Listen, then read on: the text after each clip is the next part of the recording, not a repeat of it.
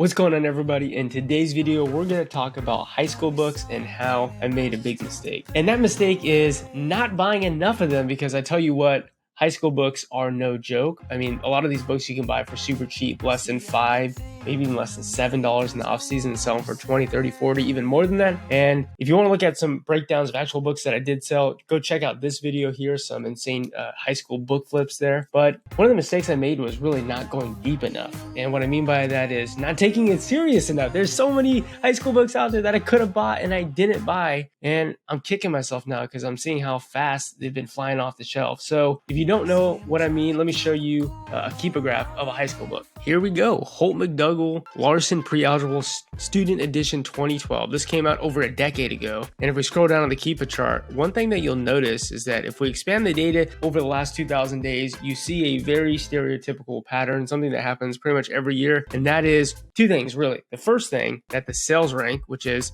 shown here in green, has a stereotypical U-shape the same time, always July and always August. That's when schools start. And also the use price, which happens to go up in price during those times when the sales rank improves and a lot of people are buying their products. So, you can see over the last couple years specifically how this lowest use price has inflated quite substantially. Like you see that the lowest use price here is right around $25 in July, and then August it creeps up to $100 plus and is selling, actually like pretty quickly, right? The sales rank of this book gets as low as about 16,000, which is quite low. And so this is a book that I bought in the off season. So I started buying a few copies here in May, and I didn't go deep really on this book at all. I bought 3 copies and I bought them all for right around like $20, $21. And I'm happy to say that I sold them all. I mean, if we come here to my orders page, you can see that, basically they're all sold 3 weeks ago, 2 weeks ago, up to 5 days ago. A couple of them were canceled. So that means, people bought the book and decided they didn't want it. So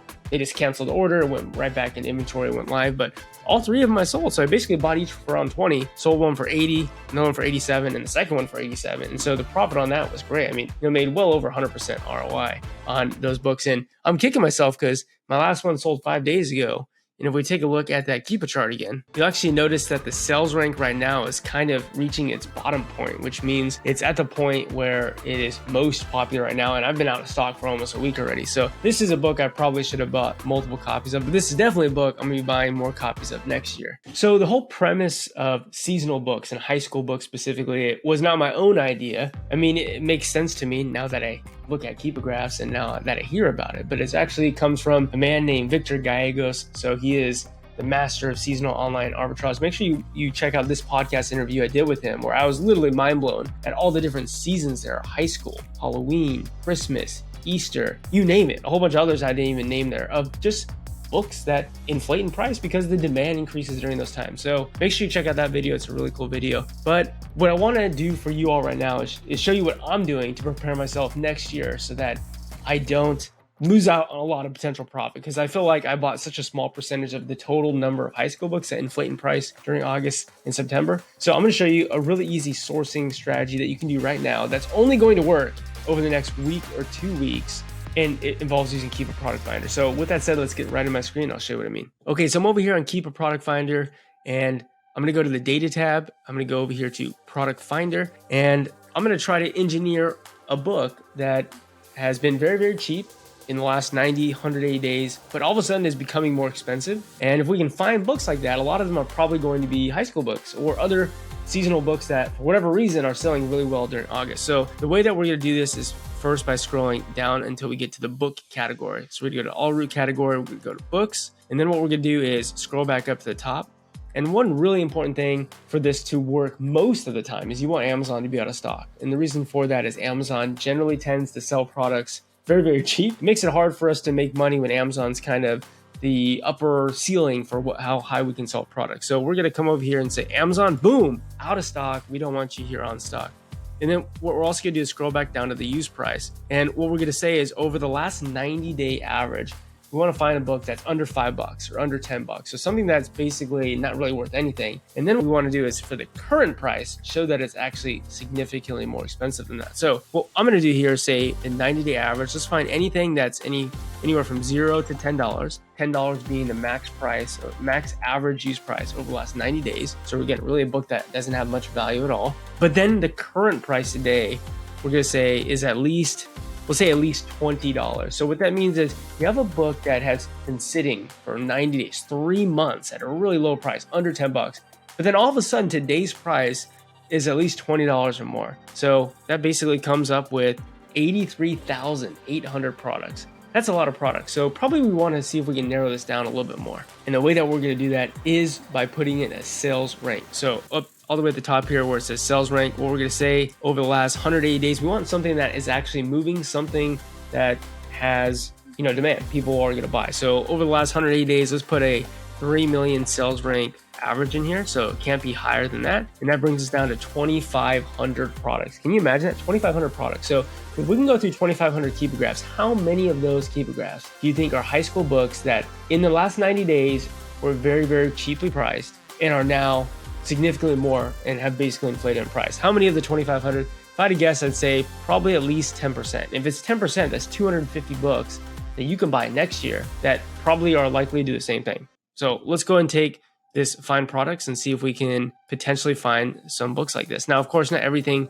we come across is going to be great, but I think we will potentially find some good things here. All I'm going to do is use my cursor to hover over the Keepa graph to see a really quick Keepa graph. And all I'm really looking for is the use price to inflate. Look for a sort of U-shaped pattern in sales rank right around this time of the year. And it looks like we got our first winner. So take a look at this product. You could have literally bought this March, April, May, June, July for $2.56 on Amazon. And now you can see that the sales rank of this book, again, the screen line, you can see how that sales rank is starting to U-shape down, starting to become more popular. And you also see how this black U's line, which represents price, is now starting to go up. So a book that literally on July 28th, not even 2 weeks ago, you could have bought for $2.56 is now all of a sudden $23, and the sales rank is improving. More and more people are buying it. Now, what's really fascinating about this is one prediction that this was going to be a great year is you see how this black line on the bottom graph, we call that used offer count. See how that started actually going down in mid-July? It went from about 50, and basically by the time it was, 2 weeks later, it was down to 22, literally cut in half. And you can see it's just continuing to go down and down. And so that's really good because remember, offer count is just supply. And guys and gals, don't make this more complicated than it needs to be. It's just simple supply and demand. If there's a product that people want, meaning if there's demand for it, once supply reduces significantly, then you should expect the used prices to go up. There's just less competition for downward, pricing by repricers. So what's actually interesting about this book as well, there's a little bit of seasonality in January. You can actually see the offer count go down to about 10. And what's fascinating is that even in January, you actually see the buy box at $45 for a good while there. It's possible that this book in January is selling for $45 as well. So this even could potentially be a good flip during January. Now, obviously the lowest used price doesn't inflate so much. So, that would be a little bit lucky in my opinion if you were to sell for that. But man, look at the last August, September of this book. It was literally couldn't even be held in stock. Like it was, as soon as it came in stock, it was out of stock. And we see sales rank drops as high as $60. We saw people come in stock as high as 106. Now, I'm not sure if those actually sold, but I bet you a lot of these sales were in the $40 to $50 to $60 range. So over here on Seller App, just imagine this. If you could have picked this up for under $6 on Amazon, which I think is very likely, on eBay, you probably could have picked up multiple copies. I think if you could have sold this for, right now the buy box is $23 plus $4 shipping. So let's just be conservative. Say you're selling this for $25. You're making a $5 profit. That's after sending this book to a prep center that you never even touch. Literally going to a prep center, paying $2.25 to get it prepped and shipped into Amazon. You're making an 88% return on your money per book. And again, that would just be if this was, selling at $25, which is actually below what the current buy box price is. And if we got as crazy as the previous year where this was selling upwards of $45, you're looking at $22 profit per book, $60, $35 profit per book. Now, I'm not saying you're gonna sell for that. I'm just saying this is the first product of literally 2,400 potential products, and this was the third one down. That's crazy.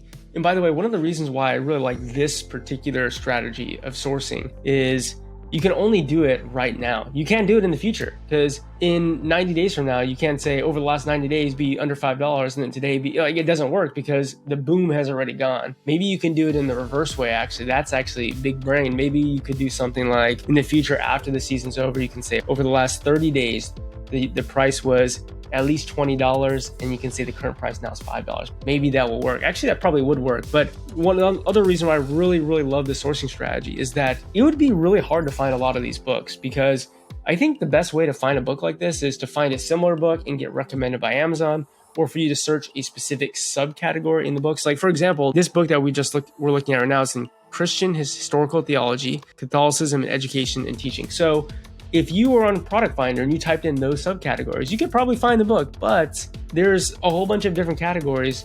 And a lot of the times these books are not put in the right categories, like they're not actually coded right. So, a great example I have of that is there's some Halloween books I'll be flipping here pretty soon, and they're not in the Halloween subcategory for children books, but yet they're Halloween children's books. So I really love this sourcing strategy. If you put in the time, you put in the work, you put in the effort, and you go through these 2,500 books, I don't see how you don't come out with a list of at least 50 solid books next year, 100 books maybe. But yeah, this is what I'm gonna be doing. I'm gonna be setting up a list, and I think it's gonna be something that will pay dividends here years and years into the future. All right, so before we end up the video, let's just keep going down, see if we can find anything else. And when you look at this, Esperanza, probably like a Spanish book of some sort, you could have picked this up for basically $1.50, $1.60 plus shipping. And you can see this previous August, September, this was selling for right around like 20 bucks and doing so pretty well. You can see that this book all of a sudden just jumped in price from basically 68 cents to $15.99, now to $30. Sales rank is really great. Look at the offer count, super, super low right now. And I mean, look at this, guys and gals. Over the last 3 seasons, I mean, this book is just flying off the shelf when it comes to the textbook season for high school. And this is a book that, I don't know, it's a little bit interesting because the new price is kind of around that like $15 range, $15 to $20 range. So it might be hard to make a lot of margin on this book. But I mean, again, look at this. We're just, what is this? The 5th one down? That's literally the 5th one down. Out of how many results? 2,500 results. So that's all I got for you today. If you liked the video, again, make sure you check out that video of Victor Gallegos on seasonal book arbitrage. And yeah, if you like this content, make sure you like the video, share with other people, consider subscribing, and I'll see you on the next one. Goodbye.